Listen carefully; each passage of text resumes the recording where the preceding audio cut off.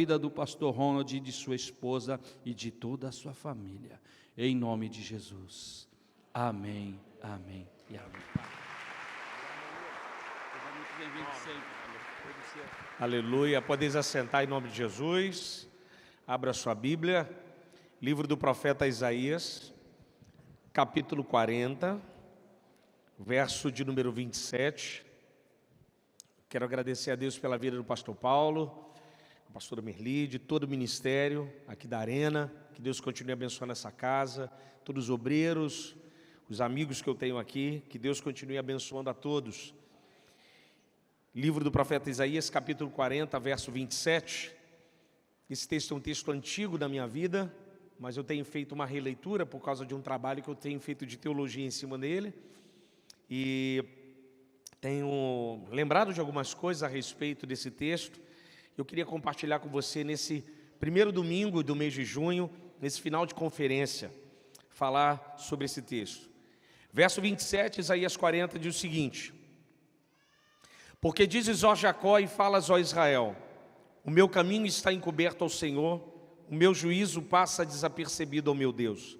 Não sabes e não ouviste que o eterno Deus, o Criador dos confins da terra, não se cansa e não se fadiga? É inescrutável o seu entendimento. Ele dá força ao cansado e multiplica as forças daquele que não possui nenhum vigor. Os jovens se cansam e se fadigam, os moços certamente exaustos caem. Mas os que esperam no Senhor renovarão as suas forças. Subirão com asas como da águia, correrão e não se cansarão, caminharão e não se fatigarão. Curve a sua cabeça, feche seus olhos. Deus bendito, louvamos o seu nome. Te celebramos, Pai, nesse dia, nesse domingo. Fala conosco através do teu texto, através da sua palavra. Revela-nos quem tu és através do teu santo evangelho, para a honra e glória do teu santo nome, em nome de Jesus. Amém. Esse trecho do profeta Isaías, ele começa no capítulo 40, no versículo 1, com uma dupla palavra, consolai e consolai. Israel, nesse momento aqui, está com 50 anos de cativeiro na Babilônia. Você sabe que Israel tinha sido enviado para a Babilônia por Nabucodonosor, e eles deveriam ficar lá durante 70 anos. O profeta Jeremias, no capítulo 29, quando ele escreve a carta aos cativos, um dos textos mais monumentais do profeta Jeremias é a carta aos cativos, Jeremias 29. E lá, perto do versículo de número 10, ele vai dizer o tempo que Israel vai ficar no cativeiro. Vocês vão ficar no cativeiro 70 anos. Então, do capítulo 40, a partir do capítulo 40 agora, Israel tem 50 anos de provação. Eu não sei o que me assusta mais, eu sempre falo para a Graciele, enfrentar uma prova, sabendo que a qualquer momento eu vou sair, ou estar em uma prova sabendo que ainda falta 20 anos para terminar. Israel aqui ainda faltava 20 anos de luta, 20 anos de provação. O capítulo 40 de Isaías está no que nós chamamos de profecias do cativeiro. Se você quiser anotar para você entender, do 1 ao 39, profecias antes do cativeiro. 40 ao 55, profecias do cativeiro. 56 a 66, profecias pós-cativeiro. Isaías aqui está falando para a segunda geração daqueles que estão no cativeiro babilônico. O livro do profeta Ezequiel fala para a primeira geração de quem está na Babilônia. Então Ezequiel está falando para os primeiros 25 anos de quem está preso na Babilônia. Isaías 40 está falando para os da segunda geração, daqueles que já estão há 50 anos no cativeiro. Então essa geração aqui, talvez não é a mesma geração que saiu. Muita gente já não existe mais, já faleceu, já perdeu a vida. Tem gente aqui nos 50 anos que nem conheceu Jerusalém, Felipe, nasceu na Babilônia. Gente que começou a vida na Babilônia, conhece Jerusalém de história, de narrativa, da oralidade judaica. Gente que ouviu a história do templo, de Salomão, de Davi, da arca, e gente que não sequer conhece nada de Jerusalém. Em contrapartida, tem pessoas aqui que saíram jovens de Jerusalém, com o seu coração cheio de vigor, ouvindo a profecia de Ezequiel 37, que Deus restauraria a nação e aguardando aquilo com expectativa. Mas agora, já estão com 60 anos, já estão com 70, Ou seja, já estão com 55 e não conseguem enxergar um final a respeito daquilo que vai acontecer. Então o profeta Isaías está falando para uma geração em frangalhos, uma geração extremamente abatida. Nabucodonosor não foi muito suave com Jerusalém, foi extremamente brutal. Se você quiser virar sua folha aí, aproveitando que é domingo de manhã, a veia do professor de EBD pula. Então não consigo, eu tenho que ensinar alguma coisa. Isaías 51, verso de número 19, tem um relato aí de Isaías, um relato ocular. Ele está falando de coisas que presenciou, né, que as pessoas presenciaram. 51, 19. Essas duas coisas te sobreviveram. Quem a ti se compadeceu, ruína e destruição, fome e espada que te consolou? Teus filhos desmaiaram, jazem nas entradas de todas as estradas. Ou seja, pessoas vieram morrendo ao longo da estrada até chegar na Babilônia. Como o antílope na rede, estão cheios da ira do Senhor. Portanto, ouve isto, aquela que está aflita e embriagada de vinho, embriagada não de vinho. Assim diz o Senhor, teu Deus que te defendeu. Verso aí, eu vou ler aqui rapidamente, verso de número 22 para encerrar. Eis que toma a tua mão o cálice do atordoamento, o sedimento, o cálice da minha ira, nunca mais beberá. Ele está falando de uma série de destruições que aconteceu em Jerusalém. Jerusalém estava arrasada. Jerusalém não tinha mais nada. Não havia nada em Jerusalém. Mas eles tinham algo no coração que era uma promessa de retorno para Jerusalém. Mas quem olhava para Jerusalém, pastor Paulo, falava assim, mas como é que nós vamos voltar para lá? Não tem mais economia, acabou a economia. Israel não existe mais há 50 anos, não tem uma moeda corrente.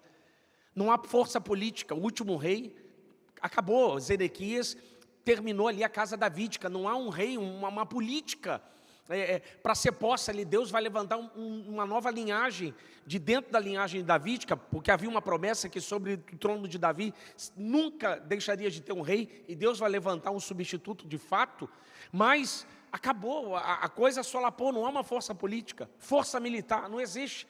Desde a primeira leva, 606, Nabucodonosor absorveu o exército de Israel, ou seja, não tem militar, não tem política e não tinha dinheiro, mas tinha uma promessa. O cenário era caótico para o homem, mas para Deus não é caótico, porque Deus pode resolver. Então havia uma promessa que alimentava esse povo de ficar de pé. Então o profeta Isaías vai replicar uma dúvida, uma queixa do povo. Verso 27, porque dizes, ó Jacó, e falas, ó Israel, o meu caminho está encoberto ao Senhor, o meu juízo passa desapercebido ao meu Deus. O que ele está dizendo? Ele está replicando a fala do povo na Babilônia. Em primeiro lugar, caminho. O meu caminho está encoberto. Isaías, não há saída para nós, porque Deus foi vencido na batalha. Quando nações se encontravam, era uma jihá, era uma guerra santa. Ou seja, naquele momento, Marduk, o deus babilônico, venceu Yahvé, o deus judeu. Então Yahvé estava perdido, havia perdido a batalha. Então o povo de Israel na Babilônia está dizendo, o nosso caminho está encoberto, nós estamos num beco sem saída, não há saída para nós, porque olhando daqui para a Babilônia, lá para Israel, são 1.800 quilômetros de distância, não tem como. Pergunta o pastor Paulo, que conhece um pouquinho de mundo árabe, ele sabe como é que é a questão de deserto. Deserto não tem placa, deserto tem posto de gasolina, deserto não tem estrada, deserto não tem nada. Eu tive o privilégio de ir lá, né, conhecemos lá a região ali da Jordânia, mas Deus vai te levar lá na caravana com o pastor. Ah, vocês estão começando a ficar ligeiro. Vocês estão começando a ficar ligeiro. Está quase igual ao Universal, estão quase para pegar, tem que pegar na hora, assim, na hora. Então, eles ficavam, não tem um caminho, então o nosso caminho está encoberto, não há uma saída prévia para nós. Isaías, o nosso caminho está encoberto, eu não sei a saída. Se para nós não temos a saída, Deus também não tem. Ou seja, para eles não havia saída. Segunda coisa, na sua Bíblia, o nosso juízo passa desapercebido. Ou seja, havia um senso no povo que Deus não estava julgando a causa dele. Isaías vai usar muito o termo forense, jurídico, no texto dele.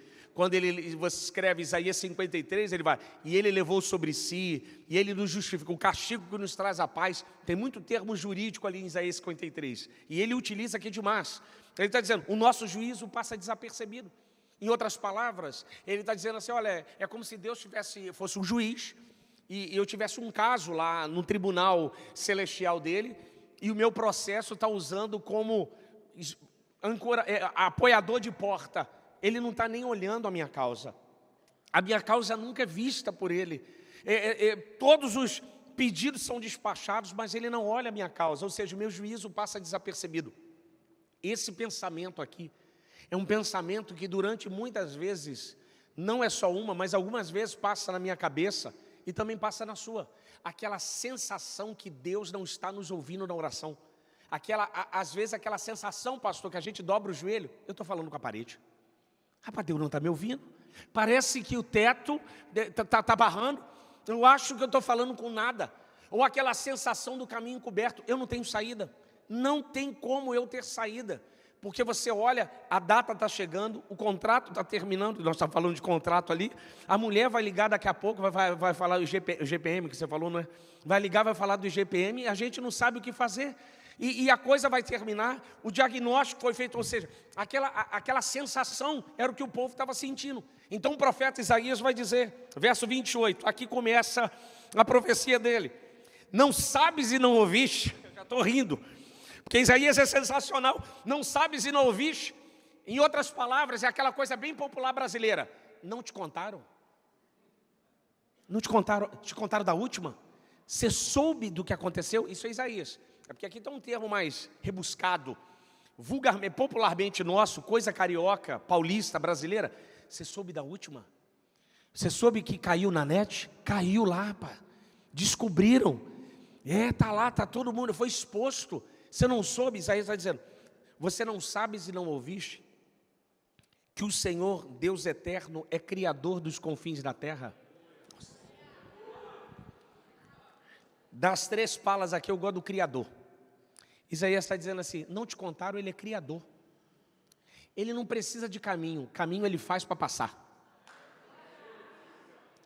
Meu amigo, Deus é Criador. Mas pastor, eu não estou vendo o caminho, não precisa. Você não precisa ver o caminho, porque ainda que não haja caminho, Ele vai criar o caminho, você e eu vamos passar e vamos louvar o nome dEle. Deus, Ele cria a oportunidade, Ele cria a vaga, Ele cria a porta, Ele faz a saída, onde não tem saída, não há possibilidade, Ele faz a gente passar. Deus é especialista em criar saída. E quando você se coloca para andar com esse Deus, é sensacional.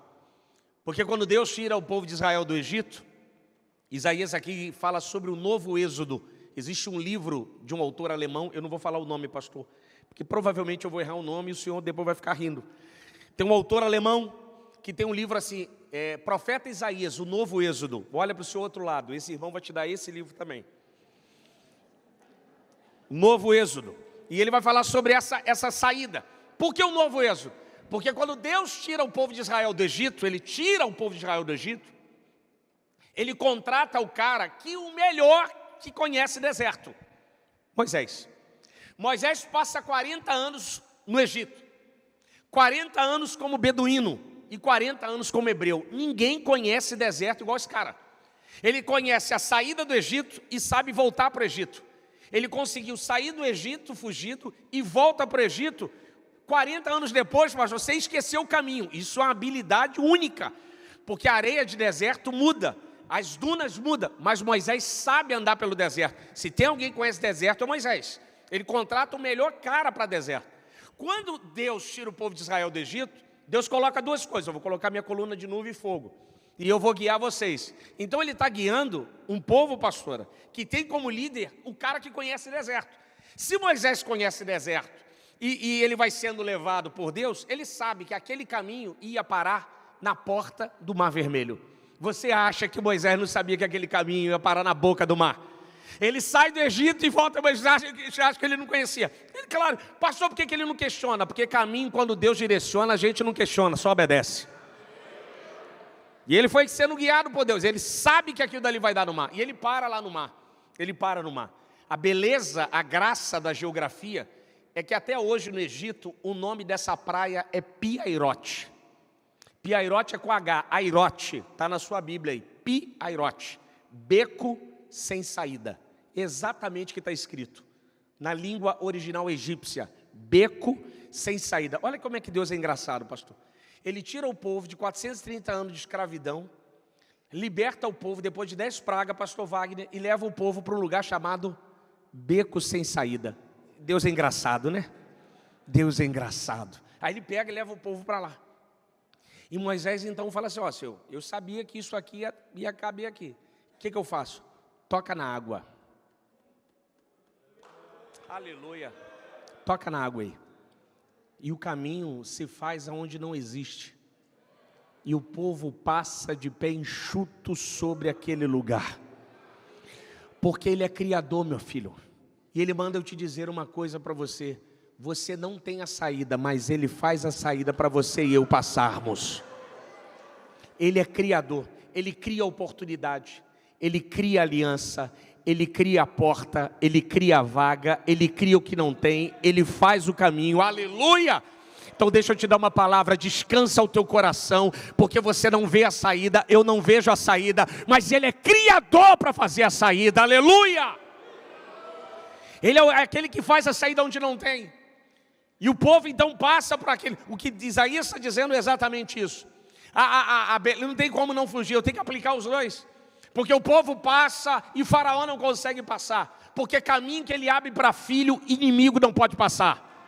Caminho que Ele abre para a sua família é só para a sua família passar. Não divida o caminho para quem não paga preço. Não divida o caminho para quem não tem oração. Não divida o caminho para quem não jejua como você, porque só você sabe o caminho que você tem buscado. Assim diz o Senhor, eu vou abrir um caminho de excelência, um caminho de escape e um caminho de saída, aleluia.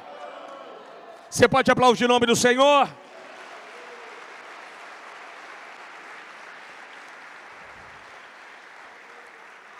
Aleluia, Ele é Criador, irmãos, Ele faz o caminho.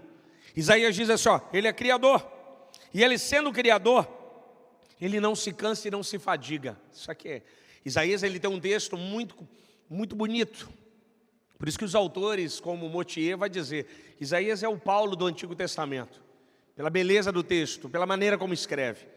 Deus ele não se cansa e não se fadiga, Ele está dizendo, quem está cansado é vocês, Deus não. Quem está cansado é vocês estão cansados. Deus não, Deus não se cansa e não se fadiga. Ele está dizendo assim, ó, quem cansou de orar foi vocês. Vocês deixaram de orar. Vocês deixaram de ler. Ele está dizendo para o povo, vocês, Israel, deixaram de ler e orar. E Deus, Isaías, continua no trono, aleluia, reinando com poder e glória. Meu amigo, se Deus estivesse cansado, você e eu não estaríamos mais aqui. Se Deus estivesse cansado, nós não estaríamos aqui, com certeza. Eu tenho falado para minha esposa, eu falo para os meus amigos. Pensa comigo, 2025 tem sido um ano difícil para você? Pô, pastor, foi. E 2020 foi o quê? 2020 foi apocalipse para muita gente. Tem gente que perdeu rendimento, perdeu imóveis, perdeu entes queridos, perdeu a oportunidade da vida. Tem gente ainda que não se recuperou de perdas financeiras e perdas emocionais de 2020 para cá. Mas deixa eu te dizer uma coisa. Deus manda eu te dizer uma coisa para você. Eu te sustentei em 2020. Eu te sustentei em 2021. Eu te sustentei em 2022. Eu te sustentei em 2023. Eu te sustentei em 2024. E continuo te sustentando em 2025. Ele não se cansa e não se fadiga. Abadará, Súria. Porque se Deus estivesse cansado, você e eu não estaríamos aqui.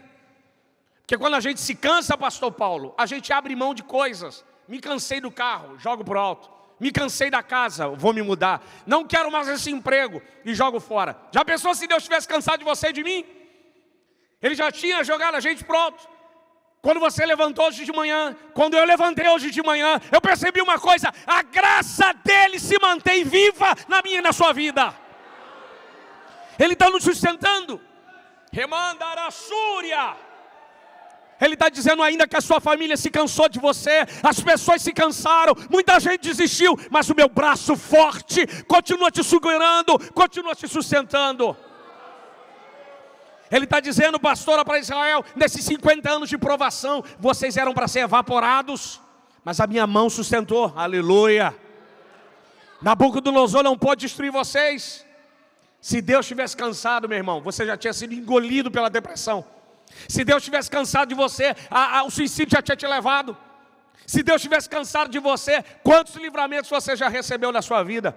Quantos escapes de morte você já passou? Quantas pessoas tentaram te fazer mal, levantaram calúnia, puxaram o tapete, propagaram mentira, mas veio 10.000, caiu à sua direita, 1.000 à sua esquerda, mas você não foi atingido. Eu te dei o livramento. Remandará Súria. Remandoria. Isso é um Deus que não se cansa e não se fadiga. Nós ficamos cansados. A gente deixa de orar, pastora. A gente deixa de ler o Evangelho. Qualquer pressão na vida, a gente desiste. Mas a gente levanta de manhã, pega o carro, vai para o centro de São Paulo, vai trabalhar, volta, não fala com Deus, come pão, bebe água, toma café, senta com os filhos, bate papo, dorme, não ora, e você está achando que isso é automático. Não, pastor, é porque o meu gerente do Personalité é gente boa. Não, meu gerente lá da conta Van Gogh não tem nada a ver com o gerente, não é seu cardiologista, é um Deus que não se cansa e diz assim, eu te sustento, eu te sustento, eu te sustento, eu te sustento. É o guarda de Israel que não tosqueneja, que não dormita, aleluia. Esse é o Deus que não se cansa e não se fadiga.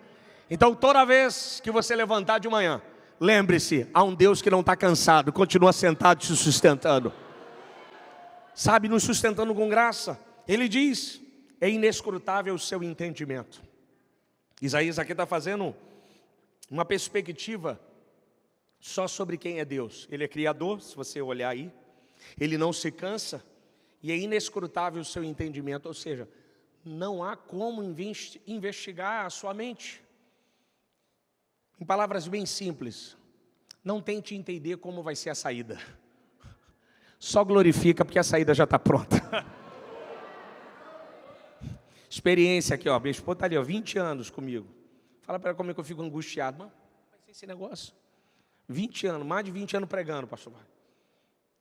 E até hoje, 43 anos de idade, 43. Aí eu fico olhando para trás e falo, mas como é que vai ser esse negócio? Daqui a pouco, aos 44 segundo tempo, Deus faz.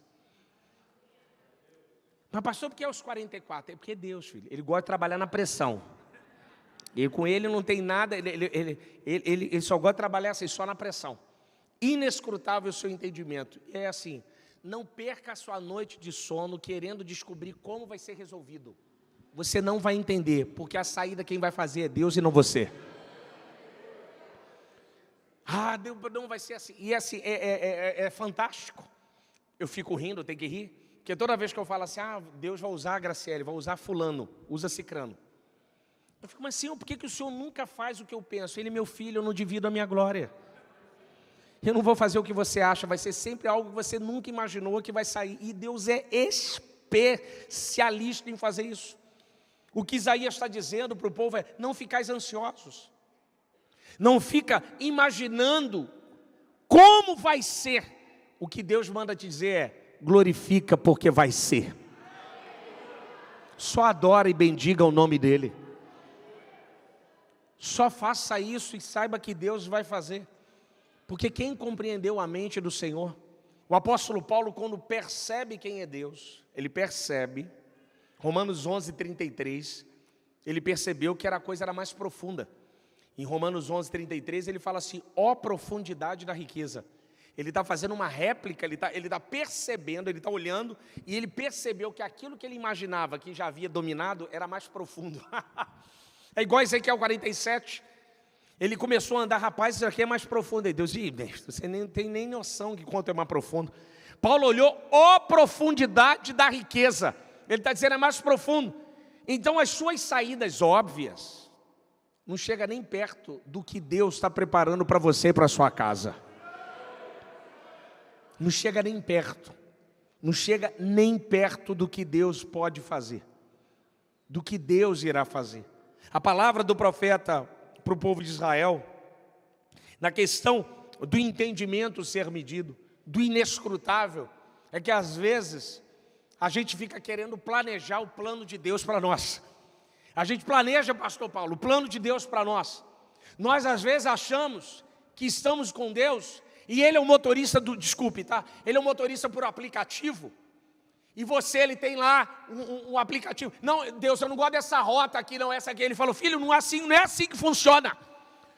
Não é assim que funciona. Você entra na minha carruagem, quem decide a rota sou eu, quem decide o caminho sou eu, e você só me obedece e glorifica o meu nome, aleluia.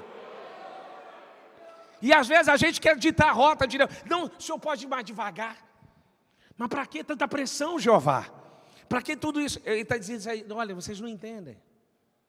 Vocês estão perdendo noite de sonos preciosas, tentando compreender a mente de Deus e não tem como ser compreendida. Verso 29, ele vai dizer na sua Bíblia, ele dá força ao cansado e multiplica as forças daquele que não possui nenhum vigor. O profeta Isaías está dizendo, olha, fica tranquilo, porque se tiver alguém cansado de esperar a promessa, Deus vai dar força para esse que está cansado, mas não vai desistir dele, mesmo ele estando cansado, aleluia.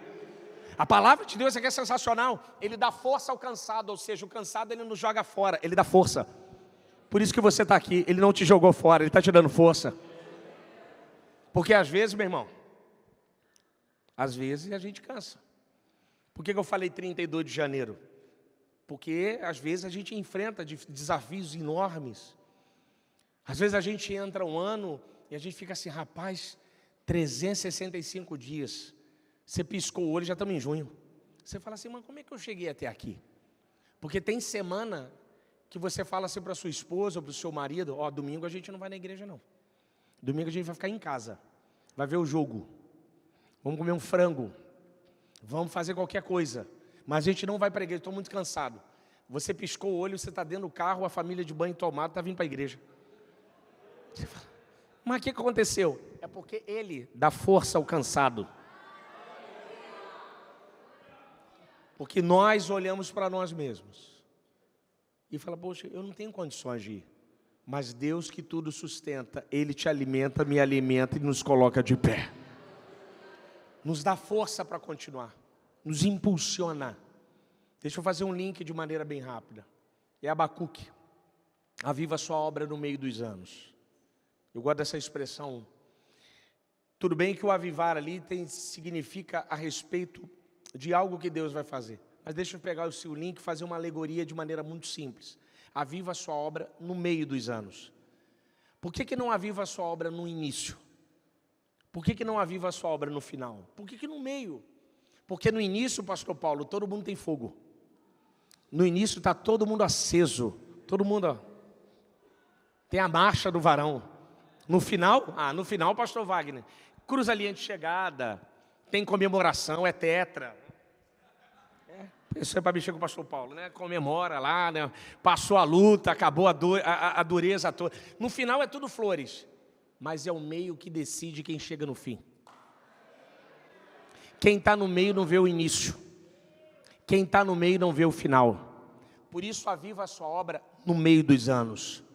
Para que você, quando estiver no meio, você possa chegar ao fim. Pastor, e quando ele aviva a sua obra? No domingo, no culto de oração, na ceia, no momento da palavra, aleluia. Quando você dobra o joelho na sua casa. Um carro de Fórmula 1 não consegue aqui em Interlagos dar 74 voltas sem abastecer. Se ele não for para o pit stop, filho, ele vai ficar no meio, pane seca. A corrida de São Silvestre aqui em São Paulo é a mesma coisa. Tudo bem que a gente não precisa ser profeta, a gente sabe que os quenianos vão ganhar, mas tudo bem. A corrida de São Silvestre aqui é sensacional, porque os camaradas começam a correr, se não tiver mesa de isotônico, todo mundo começa a ficar com sede, começa a ter uma série de problemas e o corpo começa a colapsar, porque ele precisa beber água. Mas aonde que ele bebe? É no início da prova ou no meio? O que Deus está dizendo? Se eu não pôr alguma coisa no meio para animar o meu povo, eles vão ficar no meio da batalha. Assim diz Deus para você, você e a sua família não vai ficar no meio do caminho. Deus vai dar força para você chegar ao final. Aplauda o nome do Senhor, aleluia.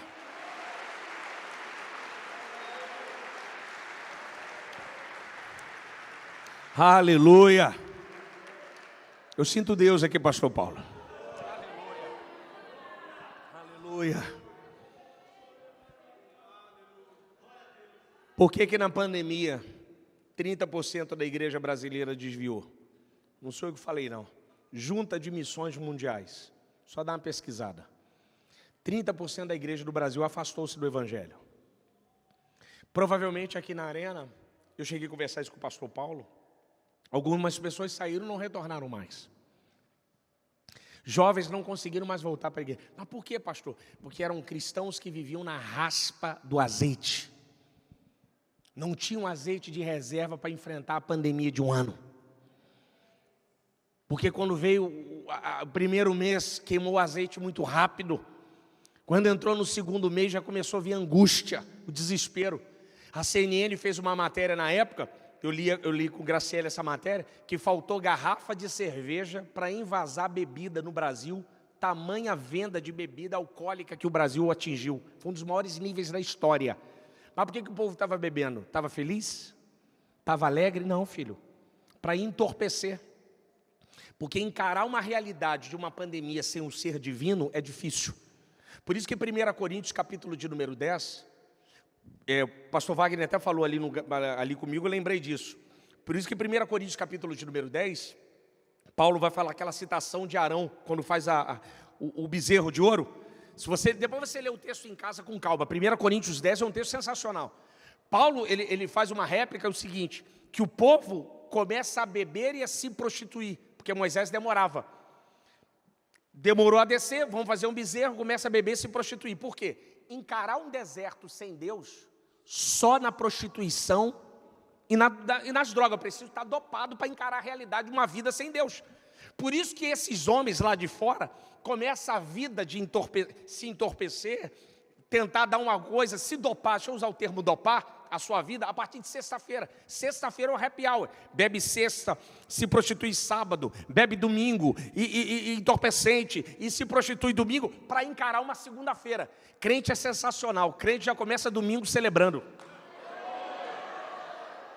A gente não sabe nem como vai ser a semana, mas a semana é de vitória, porque Deus está com a gente, aleluia. Olha que sensacional, cara. A gente é muito doido, pastor Paulo. O nome disso é encarar uma realidade com Deus. A pandemia, muita gente não tinha essa realidade, então se desviou. Não tinha esse conteúdo para sobreviver. Mas quando eu olho aqui para você, eu fico feliz, porque você venceu. A sua família venceu. Deus te sustentou, aleluia. Você se manteve vivo, aleluia. A chama acesa, aleluia. Porque não foi fácil, não. Mas nós vencemos para a honra e glória do Senhor Jesus Cristo. Então o profeta Isaías vai dizer na sua Bíblia, por gentileza: os jovens se cansam e se fadigam, e os moços exaustos caem. Cadê meu amigo aqui do teclado aqui, o tangedor? Vem cá, Richard Kleiderman, vem aqui. Corre aqui, Chopin. Então os jovens se cansam e se fadigam, e os moços exaustos caem. Isso aqui é uma crítica, não à geração que estava vindo. Ele está fazendo uma crítica a uma geração do cativeiro, que estava pondo a esperança no homem. Quem vai livrar a gente dessa vai ser a geração que vai vir. Eles são jovens.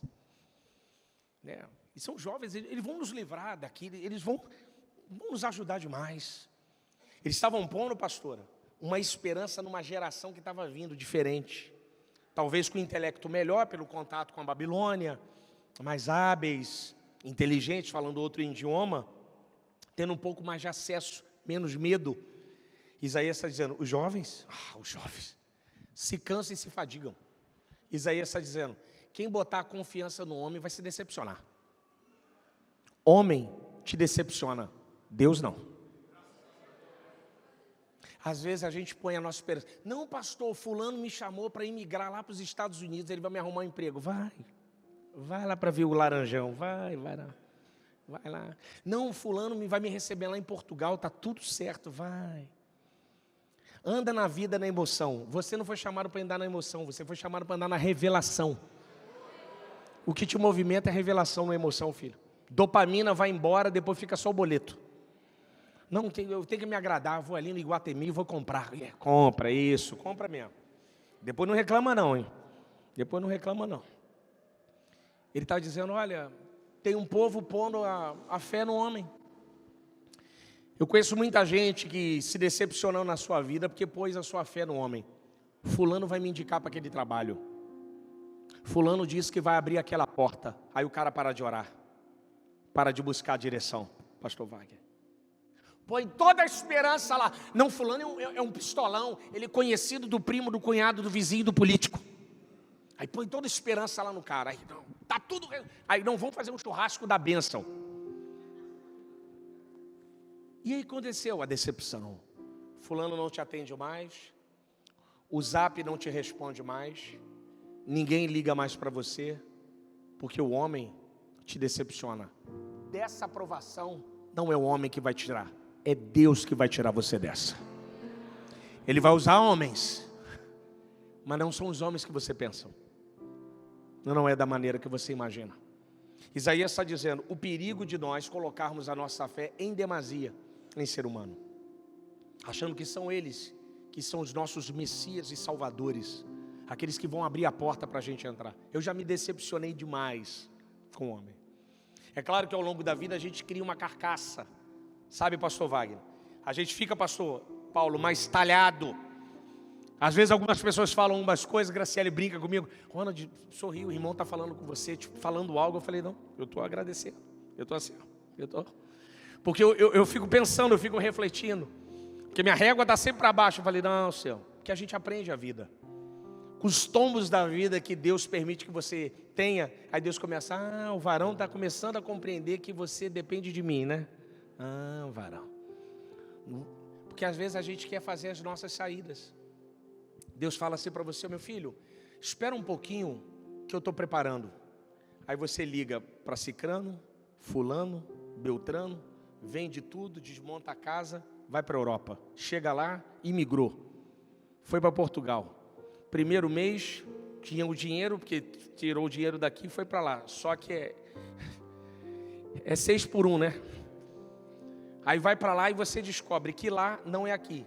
Que o mesmo problema que você tem aqui, tem lá. Isso eu aprendi com Deus. Porque problema é igual pinta de onça. Para onde você for, a pinta vai junto. Você chegou lá e tem o mesmo problema que você tinha aqui. Que lá o povo é mal educado em qualquer outro lugar do mundo. Pecado que tem lá também tem aqui. Então a gente começa a perceber que não é o homem que vai nos gerar conforto, mas é a fé nesse Deus que vai nos gerar conforto. Aí você começa a ideia de comparar. Eu preguei uma vez uma palavra aqui, pastor Paulo, o senhor não vai lembrar? Num trabalho de homens ainda lá na Tocantins. Eu falei sobre Abraão, eu ministrei sobre Abraão. E falei sobre o voto que Abraão faz quando ele desce para o Egito e quebra. Lá com o problema com o faraó. Isaac vai ter o mesmo problema da seca, filho de Abraão. Aí ele vai ter a mesma tensão de ir para o Egito, que era uma saída, era cidade grande. Deixa eu melhorar. Isaac vai ter a mesma ideia, não, vou para a América, que a América é melhor que aqui eu vou quebrar. Porque meu pai foi para lá, mas eu acho que eu vou imigrar e vou dar certo. Porque lá, onde Isaac estava a inflação alta e imposto toda hora. A gasolina estava pela hora da morte, você já me entendeu. Então ele queria imigrar para lá. Mas ele servia um Deus eterno. Então ele percebe, eu não posso ir para lá. Eu não posso ir para lá. Porque eu vou obedecer a Deus, vou ficar aqui. O que Deus faz? Deus faz ele prosperar em terra seca. Aleluia. Você vai ficar. Ele não põe a esperança em uma nação, em um ser humano. Pastor, então você é contra a imigração? Negativo. Eu estou dizendo que você pode até ir, quando Deus leva. Quando Deus leva, não tem imigração, não tem ninguém. Ele faz a porta, Ele te manda direitinho. Porque Deus só faz a coisa organizada e com honra. Só faz a coisa organizada. Só faz a coisa direitinho, tudo amarrado. Só que às vezes a gente põe a nossa esperança no homem, no lugar, em uma saída. E Deus está dizendo, Isaías está dizendo, olha, os jovens se cansam. Ele está dizendo, olha, qualquer tentativa de sair de um lugar, se Deus não te encaminhar, você pode se decepcionar, provavelmente aqui. Se eu abrir um microfone aqui e perguntar a algumas pessoas, tem gente aqui que tem muita história com decepção de homem. Gente que você falou assim, não, me empresta 20 mil aí, semana que vem eu te pago. Você está esperando até hoje. Não, me empresta o seu cartão, é rapidinho, eu vou pagar um negócio aqui, semana que vem eu te pago. Ó, os rostos, ó. os semblantes. Como é que Deus acha? Pô, mas fulano era meu amigo. É, filho, homem vai te decepcionar. Agora esse aqui jamais. Esse aqui jamais te decepciona. Então Isaías vai dizer na contrapartida: os jovens se cansam e se fadigam, os moços exaustos, mas os que esperam no Senhor.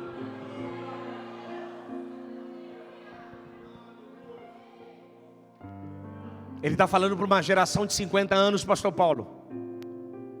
Mas os que esperam no Senhor. A palavra os que esperam no Senhor é um termo hebraico lindo. Imagina um arqueiro com um arco tensionado, com uma flecha. Aqui é uma espera proativa, escatológica. Deixa eu melhorar. É um arqueiro com uma flecha apontada para um lugar e Deus dizendo assim, ó, o alvo vai passar aí. Quando? Espera. Nossa! Mas Senhor, espera. É uma espera tensionada. É Deus dizendo, não saia da posição que eu te coloquei, porque o alvo vai chegar. Fala para o seu amigo, o alvo vai chegar. Pastor Paulo, o alvo vai chegar. O alvo vai chegar aí, vai chegar. Vai chegar o alvo. Ó, espera. É gente dizendo, Carol, você é doido. Não vai acontecer. Mas Deus manda dizer, eu vou enviar.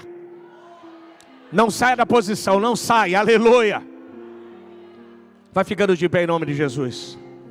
Já vou encerrar já, vai ficando de pé.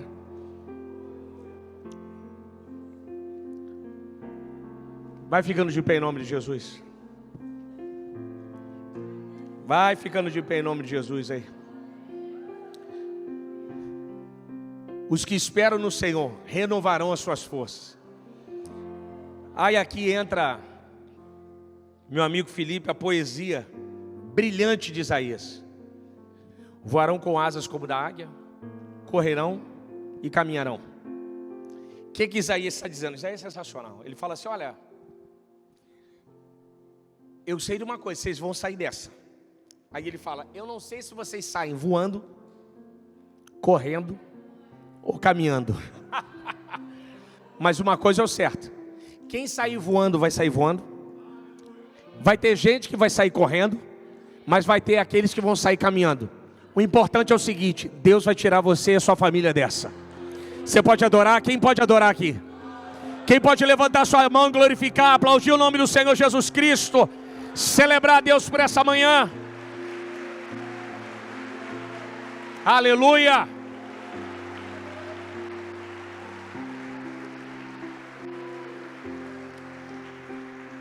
Quero orar por você, coloque a mão no seu coração. Enquanto o pastor sobe aqui, eu vou passar o microfone para ele fazer o término do culto. Senhor, em teu nome te celebro, ó Pai, nessa manhã, aqui na arena. Deus, em teu nome, aqui tem filhos, ó Pai, enfrentando cativeiro, talvez de 20, 10, 15, 30 anos, 5, 2 anos, 18 meses. Tem gente enfrentando cativeiro, começou ontem, uma semana, 10 dias, um mês. Começou tem 2 anos. Tem gente enfrentando cativeiro aqui há 30 anos, 40.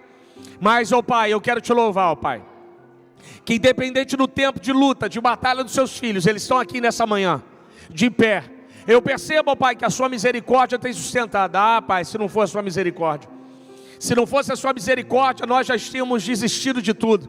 Nós já tínhamos desistido até do nosso país, ó Pai, da nossa cidade. Mas, Pai, a tua misericórdia nos sustenta todos os dias.